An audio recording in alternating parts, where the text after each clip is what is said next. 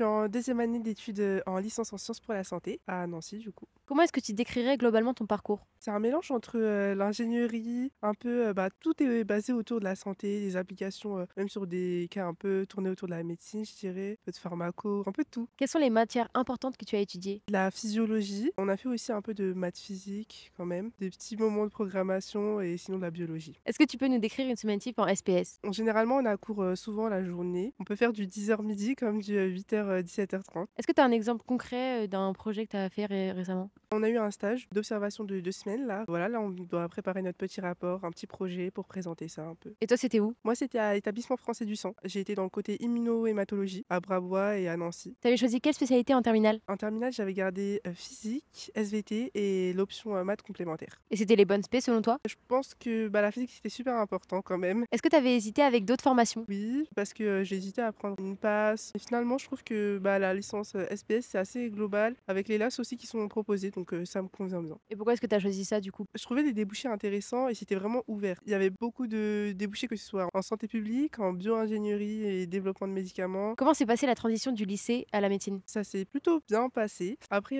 c'est un rythme à prendre, des nouvelles choses à découvrir forcément. Est-ce que tu as développé une méthode de travail particulière? Essayer de pas tout faire à la dernière minute, c'est la meilleure chose à faire. Quels sont les aspects positifs de ta formation? Je pense que c'est une filière qui peut correspondre à pas mal de profils, forcément tournée autour des sciences médicales. Je trouve ça vraiment super intéressant. Et les aspects plus compliqués, plus difficiles? L'organisation, c'est aussi le challenge un petit peu. On n'a pas un seul concours à la fin du semestre, on a aussi des examens répartis sur le semestre, des projets à faire aussi. Donc c'est aussi un peu le défi de la formation. Est-ce que tu as une idée précise de ce que tu aimerais faire après? Pas précise, justement, parce que plus les jours passent et plus on nous présente des nouveaux débouchés, des nouvelles formations, mais il y a toujours les passerelles qui s'offrent à nous. Moi, je pense plutôt pencher autour de la bio-ingénierie et des médicaments. Est-ce que tu aurais un conseil pour les étudiants qui souhaiteraient faire ta formation? De pas se fier à tous les avis des autres et tout, et de se faire un peu son propre avis. De venir un peu tester, découvrir, savoir un peu les domaines qui nous intéressent. C'est vraiment ouvert et je pense que ça pourrait plaire à pas mal de personnes. Rédige tes lettres de motivation Parcoursup gratuitement avec Totis et sa nouvelle intelligence artificielle Totis LM. C'est gratuit, le lien est en bio.